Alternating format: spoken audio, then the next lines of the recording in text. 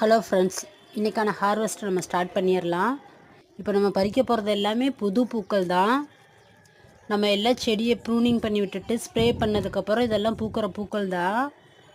இதெல்லாம் ஃபஸ்ட்டு ஸ்டார்டிங்கில் தான் இப்போ வருது நம்மளுக்கு பூவெல்லாமே பெரிய பெரிய பூவாக இருக்கும். ஒரு 3 மாதத்துக்கு குறையாமல் நம்மளுக்கு பூ கொடுத்துட்டே இருக்கும். பூவெல்லாம் நல்லா பெருசு பெருசாக இருக்கும். ஸ்டார்டிங்னால பூவெல்லாம் பெருசாக இருக்கும். போக போக தான் பூ சின்னதாகும். நம்ம பூ எடுக்கிற வரைக்கும் எடுத்துகிட்டு அதுக்கப்புறம் மறுபடியும் நம்ம செடியை வெட்டிடலாம். இப்போ நான் 5 பூ பறிக்கிறேன். டோட்டலாக கவுண்ட் பண்ணால் அதில் 40 பூ ஆயிடுச்சு. எருவாச்சியில் நம்மளுக்கு நிறையா பூ கொடுக்க ஸ்டார்ட் பண்ணிட்டாங்க. இந்த ரோஸ் செடியில் பூ குறையாமல் எப்பயுமே இருந்துகிட்ருக்கும். கண்டிப்பாக நீங்கள் மாடி தோட்டம் ஸ்டார்ட் பண்ணணும்னு நினைக்கிறவங்க இந்த செடி வாங்கி வைங்க, உங்களுக்கு நல்ல யூஸ்ஃபுல்லாக இருக்கும். இந்த வீடியோ பிடிச்சிருக்குன்னு நினைக்கிறேன். இந்த வீடியோ பிடிச்சிருந்துச்சுன்னா லைக் பண்ணுங்கள், ஷேர் பண்ணுங்கள், கமெண்ட் பண்ணுங்கள், சப்ஸ்கிரைப் பண்ணிக்கோங்க. தேங்க்யூ.